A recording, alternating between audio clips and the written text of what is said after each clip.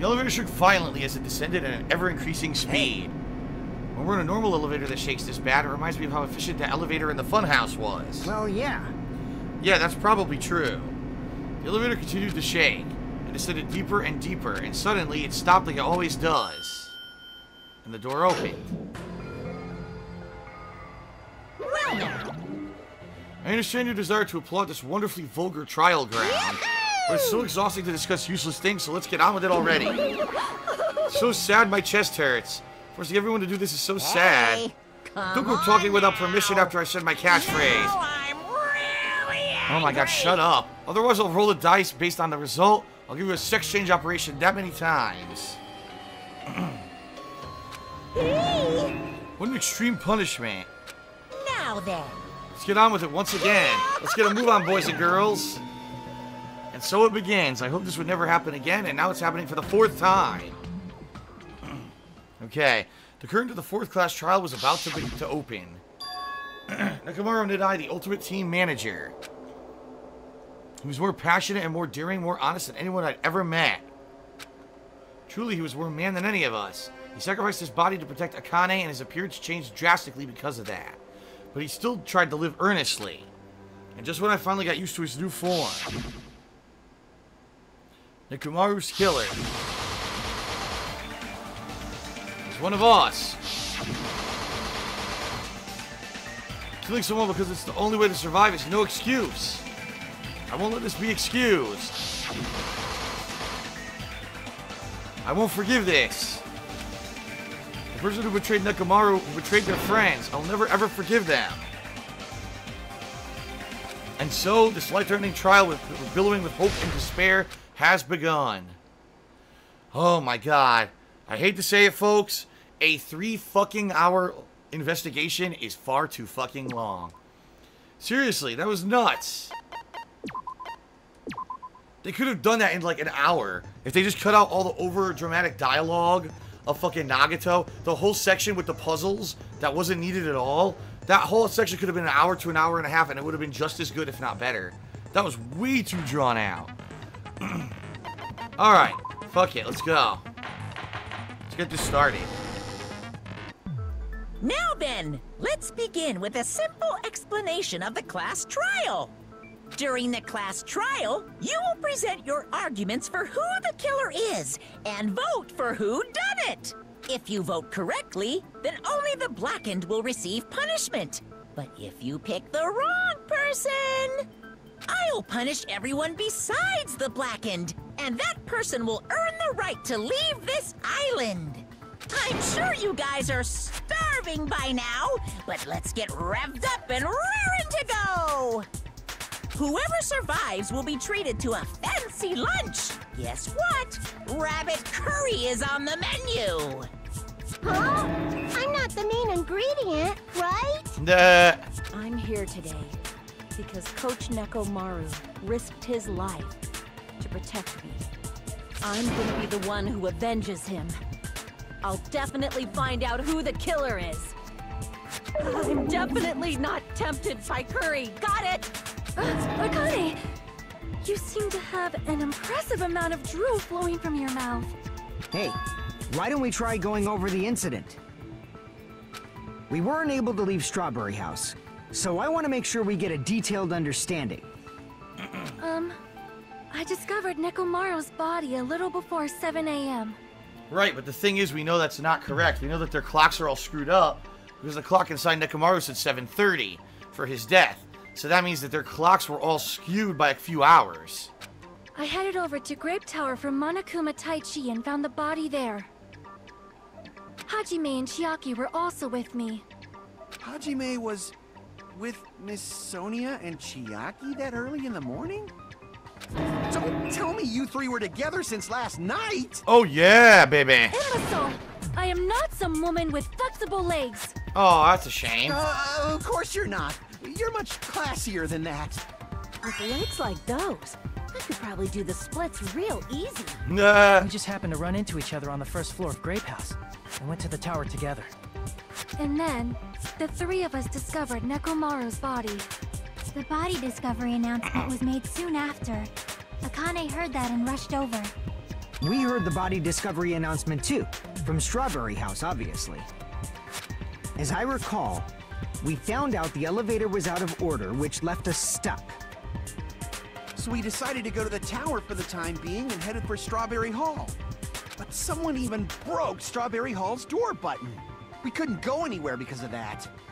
Thinking we should at least find some method to communicate, we set our sights on the lounge telephone. Forget these boring intros. Let's talk about the killer. Anyway, it's definitely someone from Strawberry House. What do you mean, definitely? There's no way a chick would kill someone so cruelly. So it must be one of you Strawberry House dudes. Yes, of course. What great justification. One of you better hurry up and confess, or I'll break all of you in half! You're the cruelest one here! Now, enough with the lovers' quarrel. We need to think about this seriously. We don't have the luxury of discussing irrelevant things. The incident this time has many questions. The incident notwithstanding, I also have many questions. Then let's start with something even Miss Sonia can understand. The weapon. Well, the weapon is obvious, right? He's gonna say the hammer. What the heck, you guys? The weapon! You can totally tell just by looking. You can tell what the weapon is just by looking? Wouldn't be much of a mystery if that were true. The only thing at the crime scene that looked like a weapon was probably...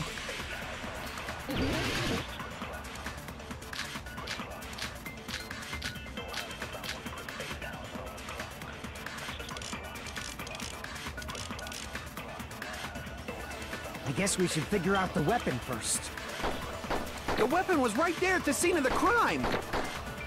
That pillar, huh? No, the hammer! The killer used that hammer and beat the crap out of him!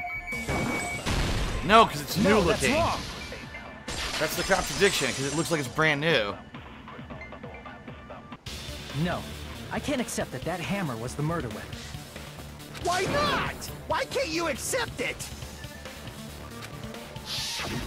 A lot of oil was flowing from Nekomaru's body, just like human blood, right?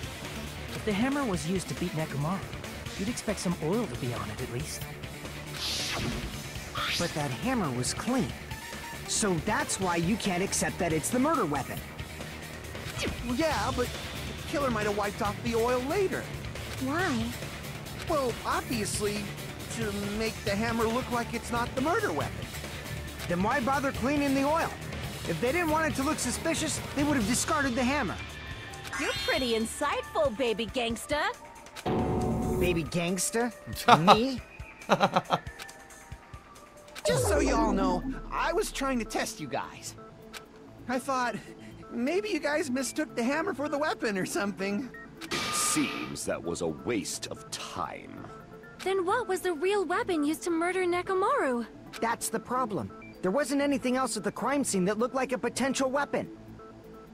Then, how about we look at it from a different angle? If it doesn't have oil on it, it's not the weapon. So whatever has oil on it must be the weapon, right? The actual weapon has oil on it, but if it's something at the crime scene... The broken pillar. I see!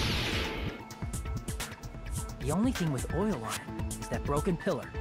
Then that pillar is the weapon! Coach Nekomaru got clobbered with that pillar!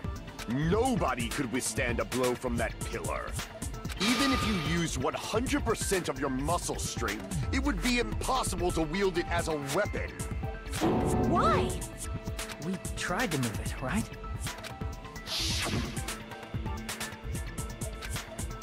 Nah. Yeah, too... oh my god, excuse me, it was way too heavy. Yeah, that pillar was pretty freaking heavy. But there's one dude who could have lifted that pillar. Huh? Who are you talking about?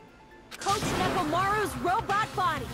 With that dude's super strength, lifting a pillar would be real easy. So, he lifted the pillar, and then what? Did he use it to beat himself? You mean Nekomaru killed himself? Watch, here's my theory. Because now that we got all the information from this chapter, here's what I think happened. Nekomaru went off to try to figure out maybe how to escape or something like that. Because remember, the door, there was a door handle that was ripped off and it had scratches on it and all the screws have been torn out of it. I think Nekomaru was trying to find a way to escape from this funhouse. And something happened, either the clocks, something happened that triggered something, and he accidentally ended up killing himself. And the reason I think this, like Nagato said, it seems like all the murders from the first game are tied directly to the murders to the second game. And if you remember, the fourth murder in the original Danganronpa was Sakura committed suicide. So I think in this case, it's similar. He killed himself, but it was accidental suicide.